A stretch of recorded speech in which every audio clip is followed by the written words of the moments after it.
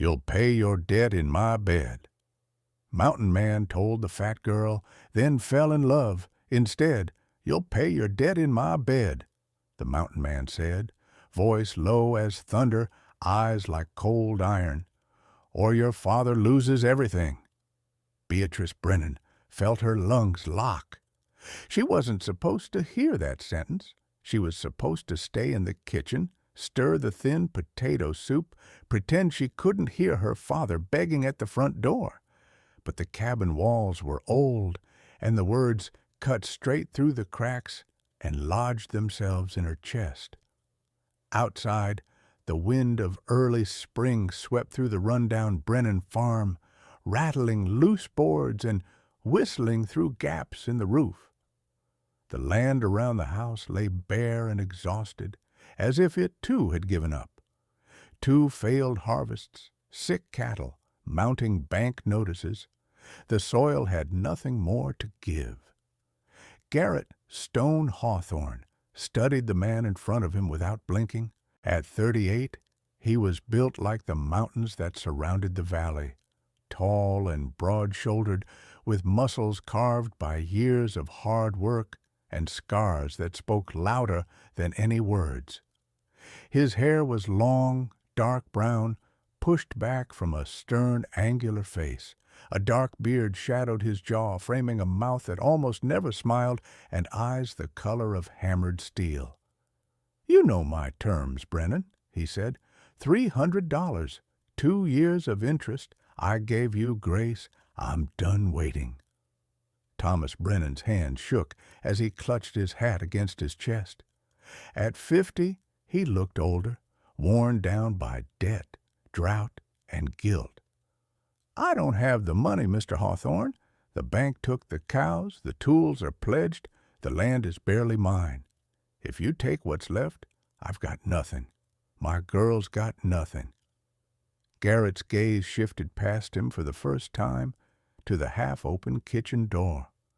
A woman's shadow moved there, round shoulders, soft curves, hesitant, as if she'd spent a lifetime learning how to be smaller than she was. "Your girl," he repeated, "the one who keeps this place standing while you drown in promises." Thomas swallowed hard. Shame burned his face. "She's all I've got left." "And I'm not a charity," Garrett replied. "So you give me something worth the debt, or I take the land and let the bank finish you." The kitchen door creaked. Beatrice stepped out, hands dusted with flour, apron smeared with soup. She was 27, short and very round, with a full belly, thick thighs under her faded blue dress, and arms soft from work, not idleness. Her father had always called her too big, too much, too visible. So she had learned to lower her head, hide her body, keep her voice small. But when she lifted her gaze, Garrett's breath stalled for half a second. Her eyes were a clear, startling green, framed by long lashes. Her cheeks were flushed from the stove, her lips full and pink, and a strand of pale blonde hair had escaped her braid to curl against her temple. She was not delicate or fashionable, not the kind of woman men bragged about in saloons. She was something else entirely, solid, warm, stubbornly alive in a world trying to crush her. "This is Beatrice," Thomas whispered, as if the name itself were an apology. "She can cook, clean, keep a house. She's strong. She works hard.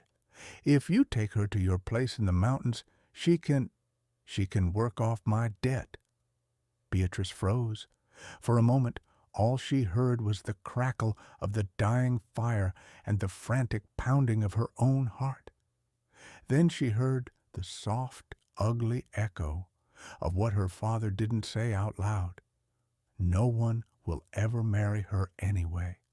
What else is she good for?" Garrett turned fully toward her. He took in the patched dress, the calloused hands, the way she tried to fold herself into the doorway. He also saw the way her chin lifted just a little, as if daring herself not to break. "How long?" he asked quietly. 3 years, Thomas rushed out. 3 years of work, from dawn till dark. You won't have to pay a cook or a maid. She'll do it all. Just don't take the land. Garrett's jaw tightened.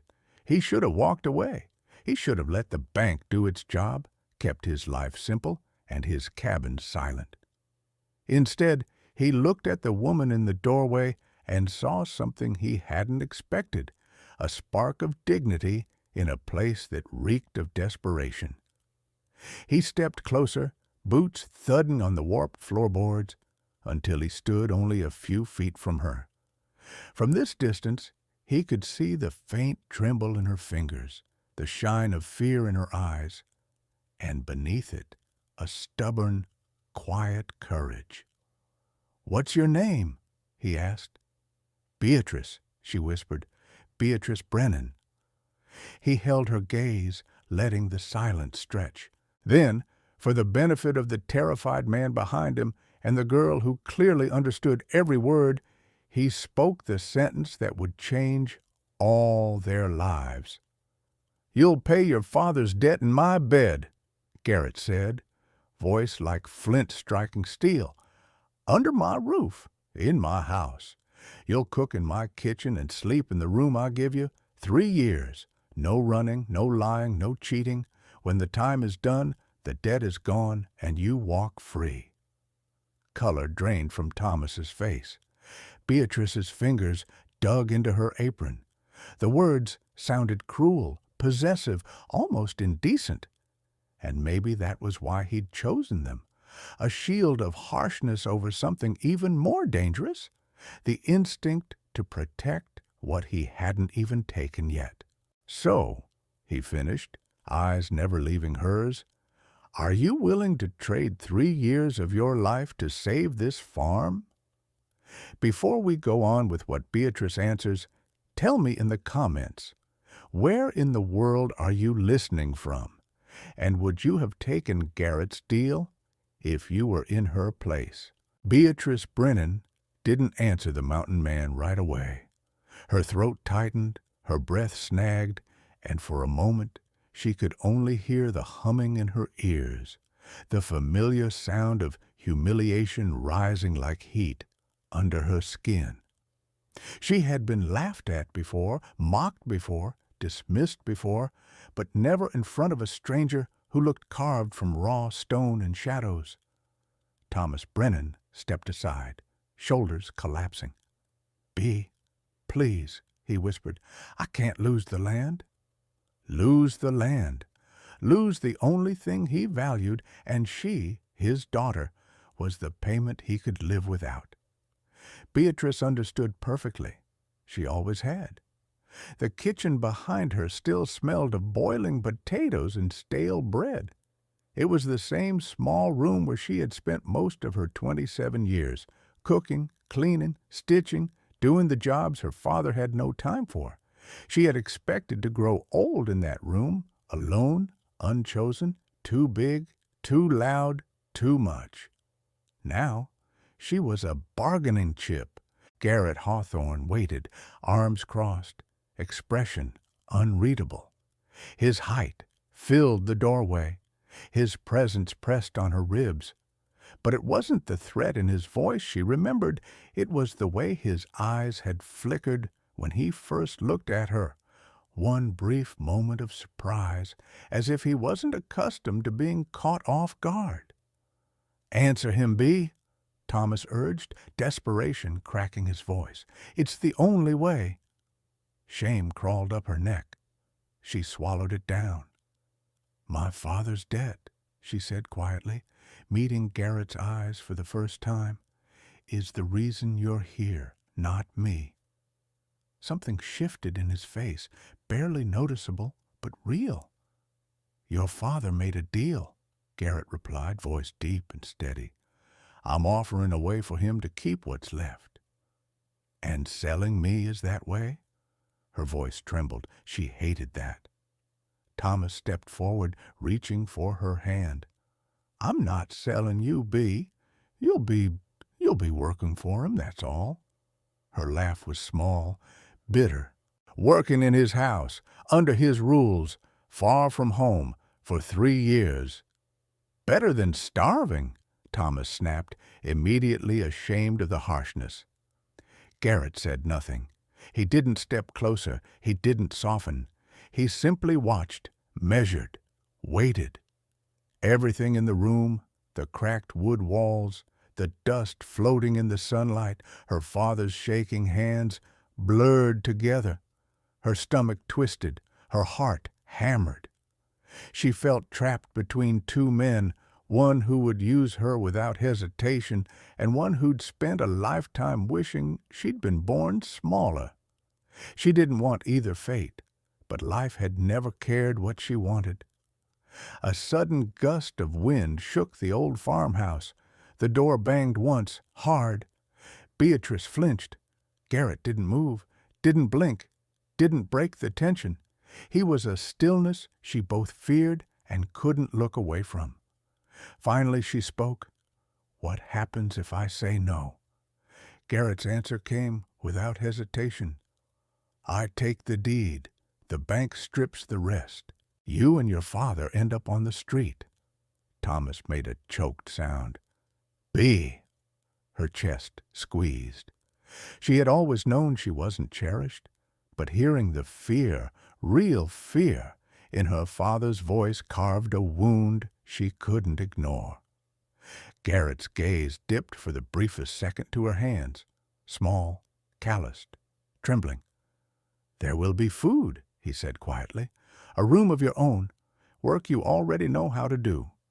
Then, colder, "But a debt must be paid." The unspoken meaning hung heavy in the air. Thomas squeezed her shoulder. "Everything will be fine, Bee. He's a decent man." Decent? He had just said she'd pay a debt in his bed. Decent men didn't speak like that. She lifted her chin. "What exactly do you expect from me?" Garrett held her stare. "Work. The rest." He paused, jaw flexing, as if choosing his words with care. "The rest depends on how well you and I learn to live with each other." Her breath caught. Her father misunderstood the pause as reassurance. Beatrice understood it as a promise, one she didn't know how to interpret. Outside, a dog barked. Wind carried the sound of distant wagons and hammering from town. Life went on, uncaring. The world didn't stop because a woman's fate was being decided in a dim farmhouse. Beatrice's pulse roared in her ears. She wiped her palms against her apron and forced herself to speak before fear could silence her. "I'll go." Thomas slumped with relief. "Good girl, Bee. Good girl." Garrett didn't smile, didn't gloat, didn't even nod. He simply stepped back and said, "Pack only what you need. We ride in 30 minutes." Beatrice turned toward her small room. Every step felt like walking into her own erasure. Not one neighbor would care she was gone. Not one man had ever looked at her twice. Not one friend would miss her. And yet, when she paused in the hallway, she felt it, a strange pull, a strange awareness of the man now standing in her doorway.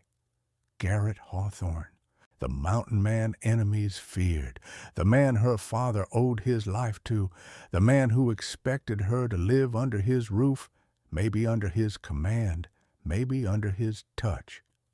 She didn't know which terrified her more. What she did know was simple. Nothing about her life would ever be the same again. The wind cut across the valley like a knife as Beatrice climbed onto the horse behind Garrett Hawthorne. She clutched her small valise to her chest. 3 dresses, a comb, a Bible her mother once read aloud from, and the old locket her father pressed into her palm before she left. That was all. 27 years of life reduced to what she could carry with both arms. Garrett didn't look back at the house, the fields, or the man who had traded his daughter to keep his land. He only said, "Hold on," and nudged the horse forward. Beatrice hesitated, then placed her hands lightly on his sides. She could feel the warmth of him even through the heavy wool of his coat. He was solid, unmoving, steady as the pine trunks lining the road. She tightened her grip when they crossed the rocky creek bed, unsure how else to keep her balance. "You won't fall," he said, voice rumbling through his back. "Just sit straight." She nodded, though he couldn't see it, and tried to ignore the rush of heat in her cheeks. The world outside Pinewood grew quieter as they climbed. Houses disappeared. Fences gave way to open fields. Then the fields faded into thick forests where sunlight broke through the canopy in thin, trembling beams. The smell of pine resin thickened. The air turned colder. The ground grew steeper. Garrett's silence was heavy, but not cruel. It was the silence of a man who had lived many years with only his own footsteps to listen to. "How far is your cabin?" she finally asked, her voice almost lost to the wind. "Another day," he answered. "We'll camp before sundown." She swallowed. "I've never slept outside before." "You will tonight." Not a threat, not comfort either, just truth. They rode for hours. Occasionally Garrett adjusted their pace, not because the horse tired, but because he sensed she needed the break. Whenever she shifted or winced, his hand would tighten on the reins, slowing the animal without a word. When the path narrowed, he said, "Put your arms around me, it's safer." She hesitated, then slowly slid her arms around his waist. His breath hitched once, barely there, gone in an instant. She felt the movement beneath her palms, the solid strength of him, the deep rhythm of each inhale. Her embarrassment flared hot, but she didn't let go. Near dusk, they reached a clearing by a stream. Garrett dismounted with practiced ease, then turned and held up a hand. She stared at it, large, scarred, steady. "Come on," he said, voice gentler than she expected. "It's a long drop otherwise." She placed her hand in his. His grip closed around hers, warm, strong, careful. He lifted her down as if she weighed nothing at all. For a fleeting second, her feet left the ground and her breath caught. Then she was standing before him, so close she could see the flecks of silver in his eyes. She stepped back quickly. "Thank you." Garrett only nodded and turned away to unload the supplies. He built the fire first, moving with the easy economy of a man who'd done this 1,000 times. Sparks rose into the darkening sky.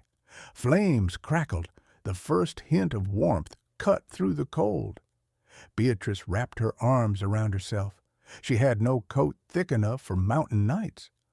Garrett glanced up once, taking in her shiver. He stood, shrugged off his own heavy coat, and held it out. She blinked. I can't take that. You'll freeze." His brow lowered, unamused. "Put it on." "But I'm not asking twice." The coat smelled faintly of wood smoke, leather, and pine. It swallowed her whole, hanging heavy on her shoulders, but it was warm, shockingly warm. She almost melted into it. Garrett turned back to the fire and ladled soup from a tin pot into 2 metal cups. Rabbit, onion, a handful of herbs she didn't recognize. He handed 1 cup to her. "Eat." She sat across from him, clutching the cup between her cold fingers. The first sip nearly made her cry. The warmth spread down her throat, through her chest, and out to her trembling limbs. "You cook well," she murmured. Garrett shrugged. "Had to learn." He poked the fire with a stick. "A man dies quick up here if he doesn't know how to feed himself." A log cracked in the fire. The shadows that leapt across his face softened the hard lines of it, revealing not cruelty, but exhaustion. Not anger, but loneliness. Beatrice watched him in the flickering light, noticing details she hadn't seen before.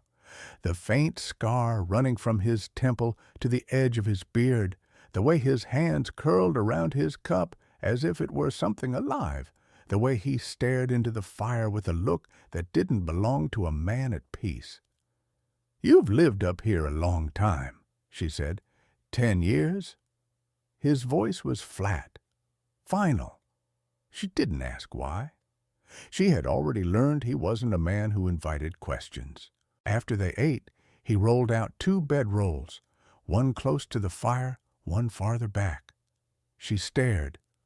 "You're giving me the warm one? It's colder for you than for me." "But, Beatrice," he said quietly, "you're under my roof now, my rules. I don't let people freeze." Her breath thinned, not because of fear, because she didn't remember the last time anyone had spoken to her like that, with authority, yes, but also something else, something that felt dangerously close to care. She lay down on the warmest bedroll, wrapped in his coat. Garrett sat with his back against a log, staring into the fire long after she closed her eyes. When sleep finally crept in, she heard his voice, low, almost too soft to be real. "You won't regret coming with me." But she didn't know whether he was promising her safety or warning her of everything waiting ahead. The cabin appeared just after sunrise, hidden between towering pines and a ridge of granite that rose like a stone spine behind it. Smoke curled from the chimney in a steady, comforting ribbon. The building was larger than anything Beatrice expected. Sturdy, handcrafted, every log fitted with precision. Not a lonely shack, not a hunter's camp. A home, his home. Garrett dismounted, tied the horse to a post, then turned to help her down. His hands were warm even in the cold morning air. He set her on the ground gently, as if he'd been holding something breakable rather than 100 kilos of trembling fear and curiosity. "Inside," he said quietly. She followed him, clutching his coat tighter around her shoulders. The cabin's interior was warm the moment she stepped in. The fire in the stone hearth crackled brightly. The room smelled of cedar, dried herbs, and smoke, familiar in a way that made her chest tighten. But everything else was foreign. There was a long wooden table with 6 chairs, though only one showed signs of use. A wall lined with shelves held jars of preserved berries, dried meat, flour, salt, and carefully stored spices. A woven rug lay in front of the fireplace, threads worn in the place where a man's boots had stood for years. To the right, a narrow hallway led to several rooms she couldn't yet see. Beatrice stood frozen. She didn't belong here. Nothing in this space had been made with her in mind, and yet somehow the warmth reached out and wrapped around her like a hand at her back. Garrett set down her valise at her feet. "You'll have the room at the end of the hall?" She nodded, throat tight. He paused, as if bracing himself. "You'll be safe here, Beatrice." Safe. No man had ever promised her that, not even her father. She whispered, "Thank you." Garrett didn't answer, just turned away abruptly, as if the words had landed somewhere he wasn't prepared to feel. The room he'd given her was small but tidy. A bed of thick straw and quilts, a basin for washing, a small dresser, a single window overlooking the pines. She placed her few belongings neatly on the dresser, smoothing the worn fabric of her dresses as if arranging them could ground her in this new reality. Her hands trembled. 3 years here, 3 years with him, 3 years becoming what exactly? Before fear could spiral, Garrett called from the kitchen. "Food's ready." She walked back to find a plate of eggs and skillet bread waiting for her. He had cooked silently, his movements sharp and efficient. He didn't sit until she did. And then, unexpectedly, he let her eat first. Not as an act of dominance, not as a rule, just instinct. It startled her enough that she paused mid-bite. "You all right?" he asked gruffly. "Yes," she said softly. "Just not used to this." "To being fed?" His eyes flicked up, shadowed. "To being thought of," she corrected before she could stop herself. A muscle in his jaw ticked. He didn't apologize.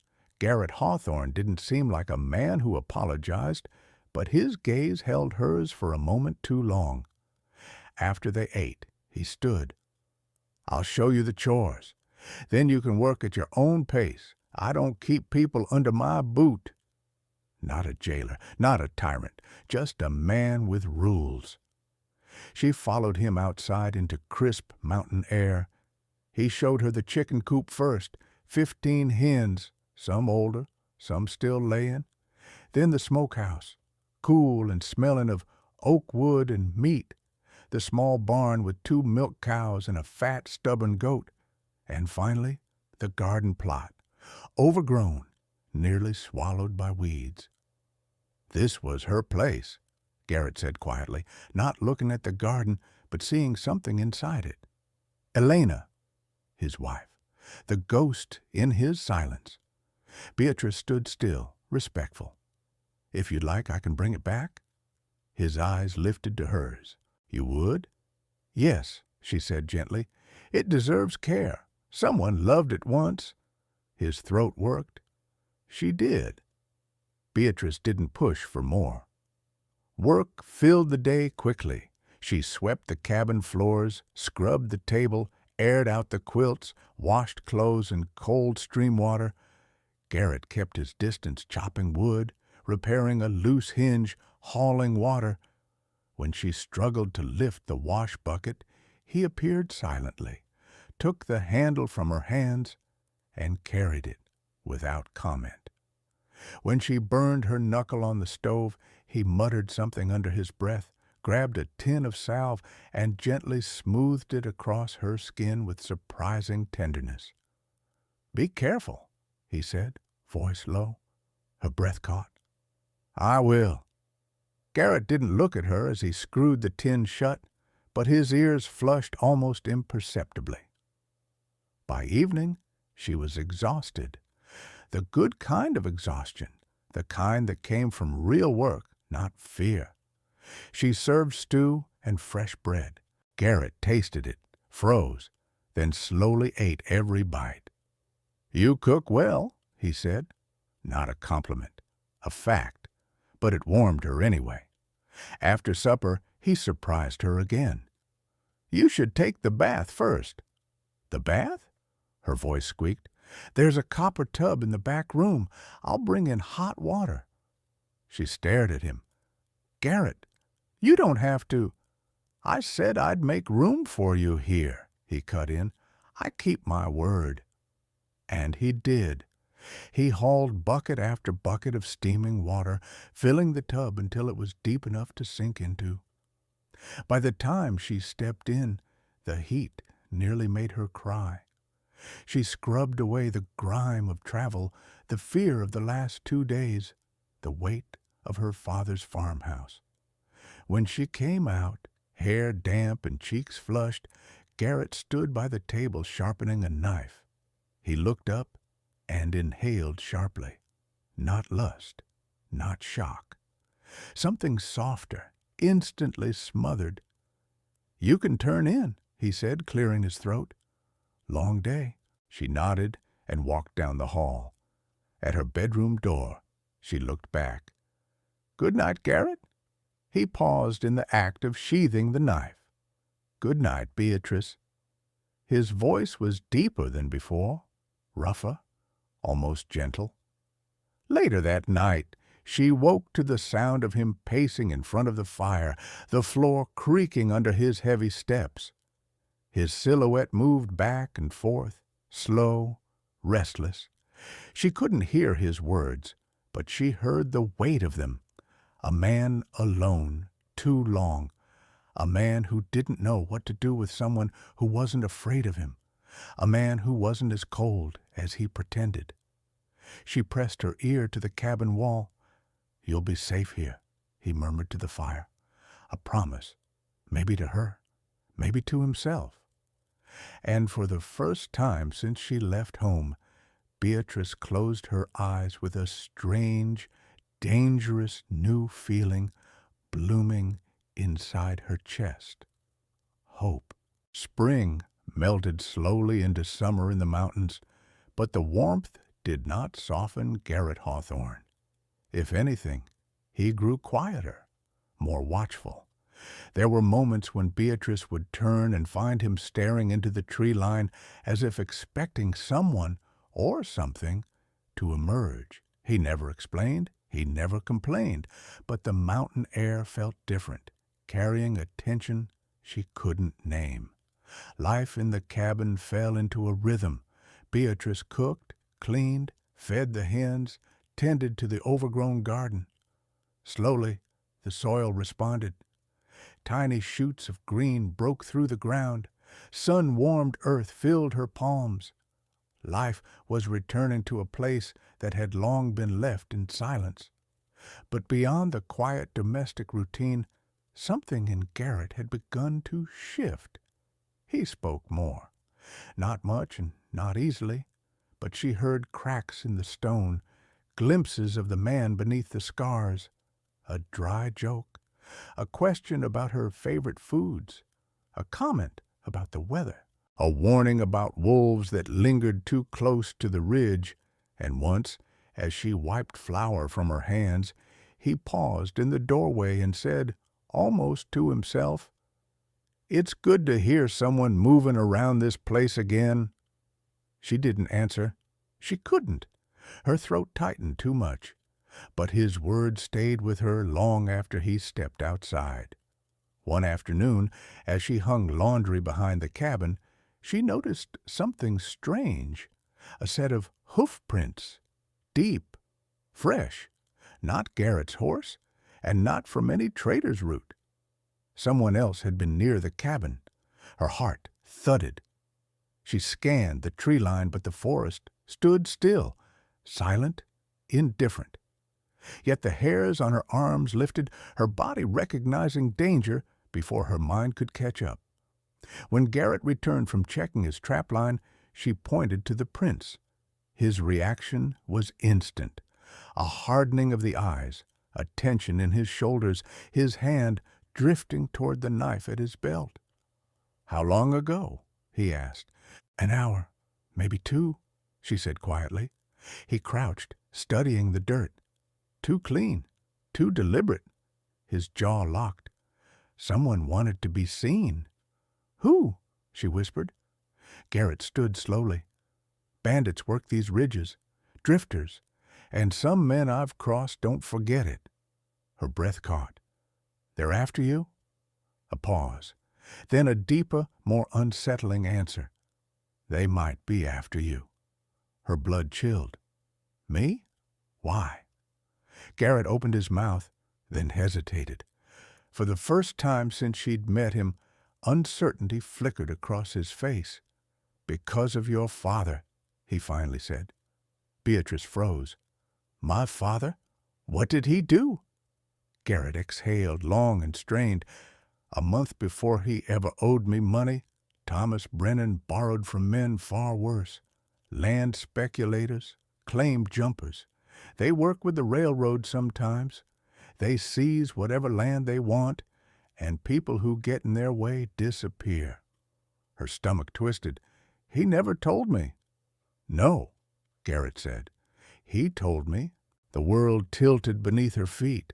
She leaned against the wooden post to steady herself. "He said they threatened him," Garrett continued. "Said if he didn't pay the debt, they'd take his land, or his family. You!" "Me?" she echoed, voice shaking. Garrett stepped closer, his shadow falling across her. "They know what you're worth to him. They know he'd do anything to protect you, including selling you to pay the debt." Her throat went tight. "So I wasn't traded because I was useless?" "No," he murmured, eyes sharp and intense.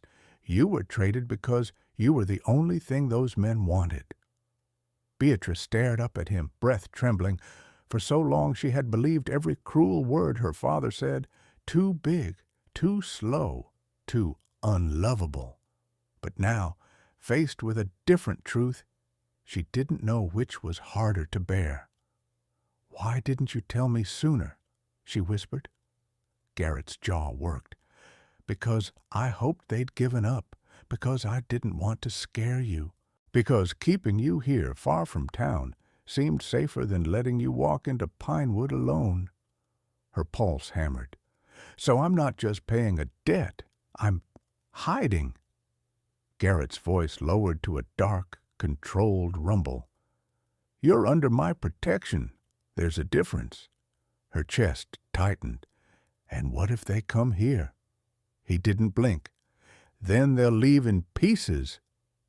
Something fierce and terrifying flickered in his eyes, something that didn't belong to a man who had lost his wife.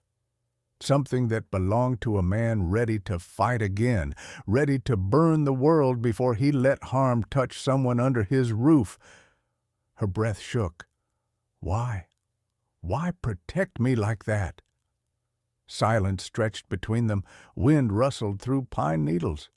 The garden waited, half-planted. The sun dipped lower. Garrett stepped closer, voice rough. "Because you're not a debt anymore?" Her heart stuttered.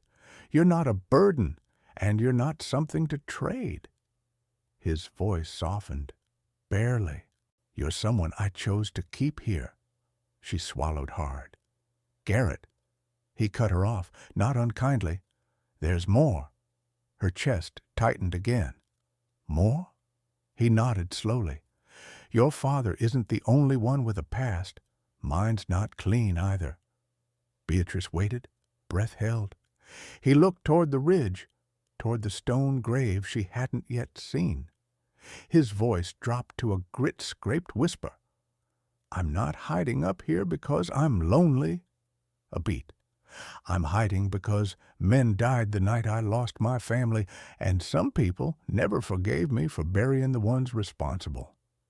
The words struck like a blow, not a confession, a reckoning. Beatrice's voice was barely audible. "So, we're both hunted." Garrett nodded once. "And that means one thing." He stepped closer until his shadow enveloped hers.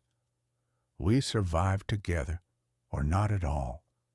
Her heartbeat thundered, not in fear, in something else, something dangerous, electric, undeniable. He held her gaze. "I won't let anything happen to you, Beatrice." She believed him, more than she believed anything in her life. But before she could speak, a sound cracked through the trees, low, muffled, unmistakable. A gunshot. Far off, but coming closer.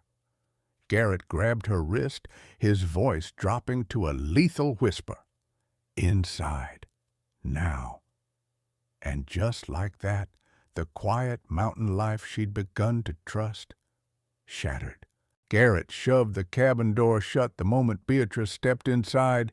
His hand went automatically to the bar across the frame, an iron rod he'd forged himself, and dropped it into place with a heavy final clang. "Stay away from the windows," he said, voice low and controlled. Beatrice obeyed without a word. She pressed herself against the log wall near the fireplace, listening to her own heartbeat race far too loudly in her ears. Outside, the forest had gone unnaturally still.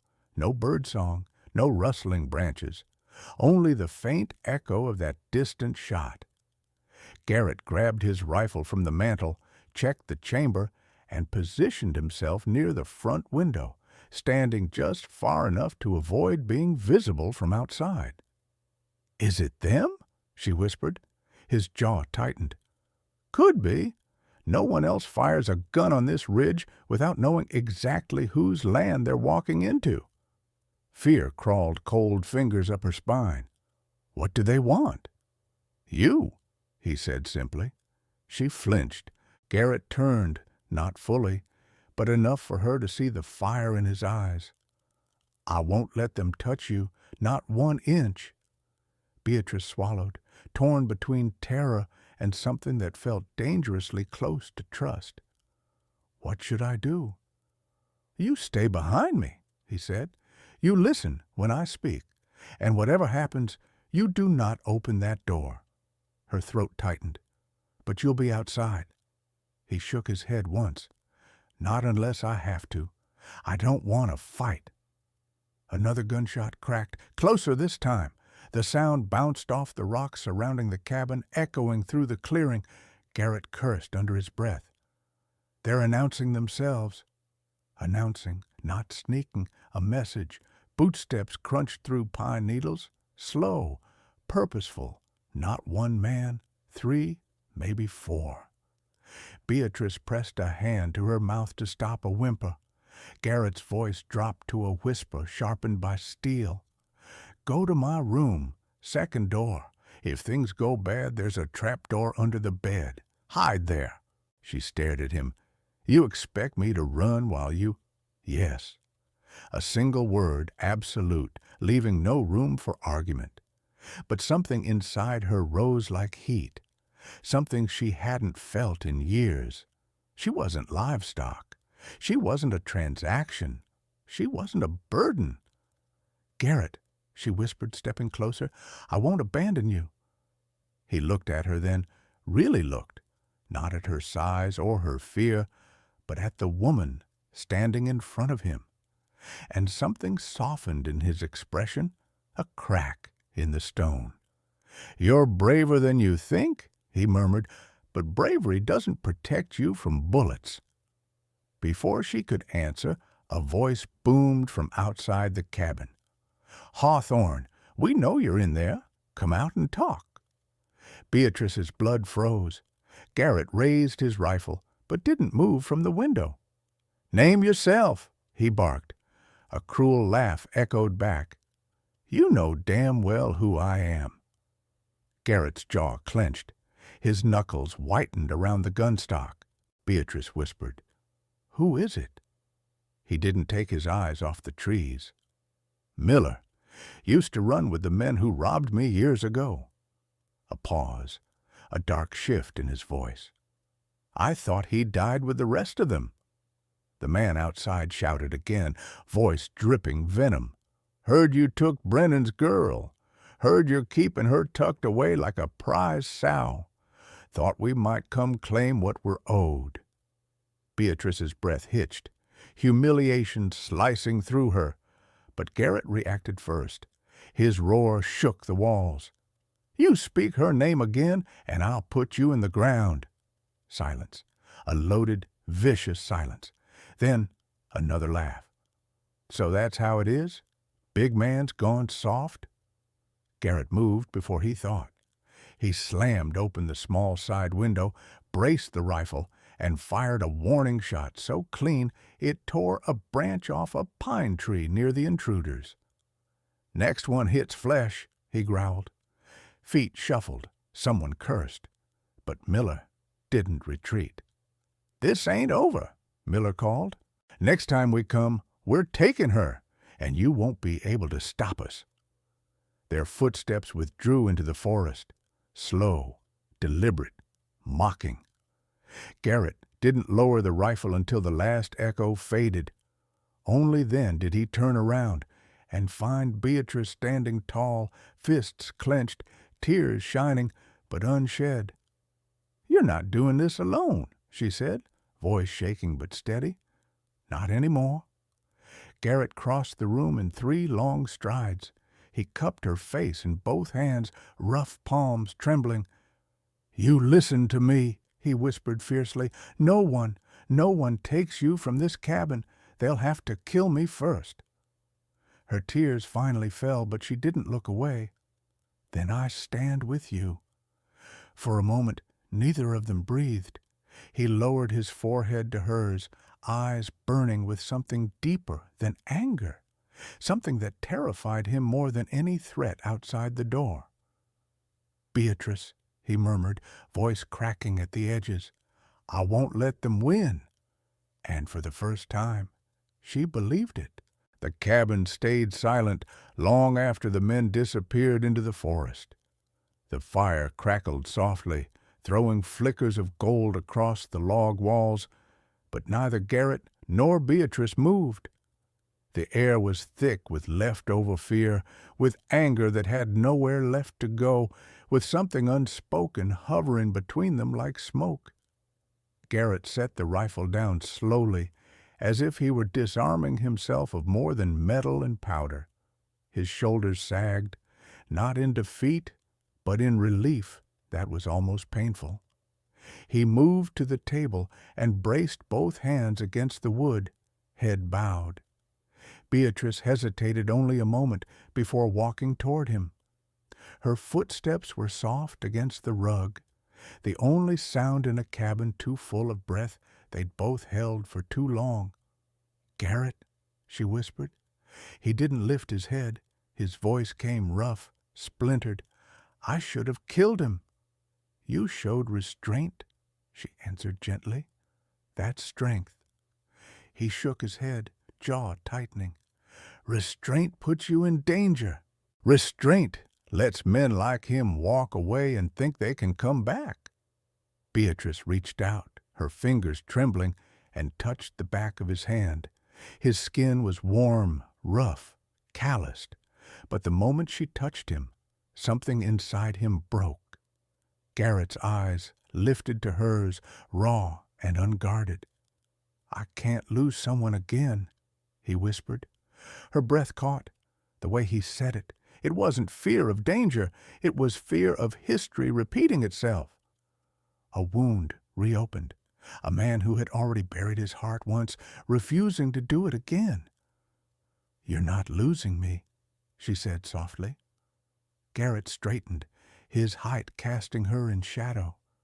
But his expression, it wasn't harsh, it wasn't commanding.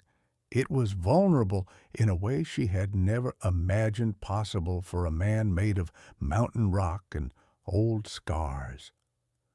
"You shouldn't stay here," he said hoarsely. "You shouldn't choose this. Choose me. He swallowed hard. "I'm a hard man, Bee, a violent man when cornered. I've done things that won't ever wash clean."